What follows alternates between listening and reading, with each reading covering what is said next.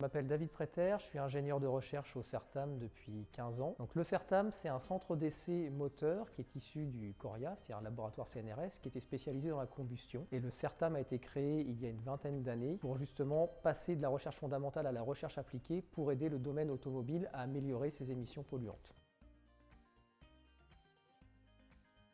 Le CERTAM a répondu présent sur ce projet de transformation d'un car diesel en car hydrogène, puisque ça fait partie de son ADN finalement. Le CERTAM a entamé sa transition écologique en passant de la métrologie des moteurs à combustion interne vers les moteurs électriques, vers les moteurs à hydrogène. Et bien entendu, quand Transdev est venu chercher le CERTAM pour pouvoir mesurer, qualifier les polluants qui étaient émis par un car diesel et le gain qu'il y aurait à avoir en transformant ce car en car hydrogène, bien sûr, le CERTAM a répondu entièrement présent pour accompagner tous les acteurs de la filière normande du transport.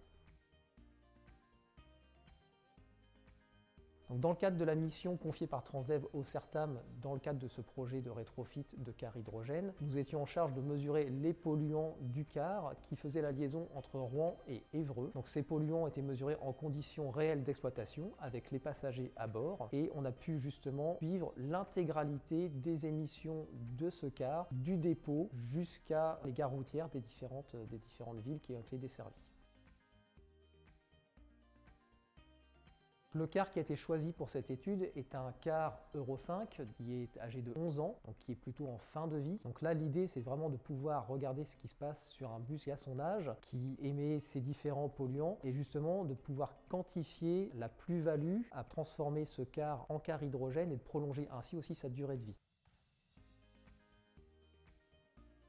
Afin de réaliser cette mission, le CERTAM a utilisé cet appareil-là, qui a été développé intégralement au CERTAM, sous le nom PEMSLab, qui permet de mesurer la quasi-intégralité des polluants qui sont émis par un moteur à combustion interne. Parmi ces polluants, on va distinguer les polluants dits réglementés, donc le CO2, qui a un impact à gaz à effet de serre, le monoxyde de carbone, les oxydes d'azote et les particules. Par contre, cet appareil-là permet d'aller un petit peu plus loin. Il va mesurer 20 à 25 gaz supplémentaires qui sont d'un intérêt potentiel pour qualifier la performance des systèmes de dépollution du véhicule que l'on va mesurer. Notamment, on va pouvoir mesurer l'ammoniac, le protoxyde d'azote, différents aldéhydes, différents composés oxygénés. Et donc ces composés ont une valeur ajoutée dans la compréhension de la combustion du véhicule et de l'apport qu'a le véhicule dans la pollution globale. Les mesures ont été réalisées pendant 2 semaines au mois d'août 2021 et donc on a utilisé ce dispositif pour pouvoir prélever dans la ligne d'échappement du bus avec une ligne chauffée les gaz et les particules qui sont rejetés par le véhicule, qui vont être ensuite amenés vers cet analyseur qui va séparer les particules pour les mesurer d'un côté et ensuite mesurer les gaz de l'autre côté par spectrométrie infrarouge à transformer de Fourier.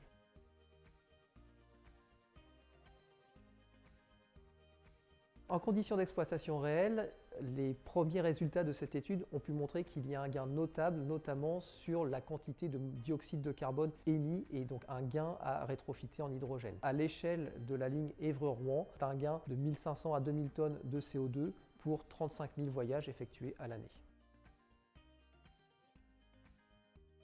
En termes de bénéfices de gains, en termes de polluants émis, quand on va passer du car diesel vers le car à hydrogène, bien entendu, ça va être un gain sur les émissions de gaz à effet de serre, mais aussi un gain sur les polluants qui ont un impact environnemental et sur la santé. Donc avec cet appareil-là, on va mesurer également des polluants qui ont un impact sur la santé, les oxydes d'azote, les particules, mais également l'ammoniac, les protoxydes d'azote. Et on peut s'apercevoir que lorsqu'on va passer sur un car à hydrogène, tous ces polluants à impact sanitaire ou environnementaux ne seront plus là. Le car à hydrogène fonctionne à l'électricité qui est produite par une pile à combustible et la pile à combustible va produire uniquement de l'eau.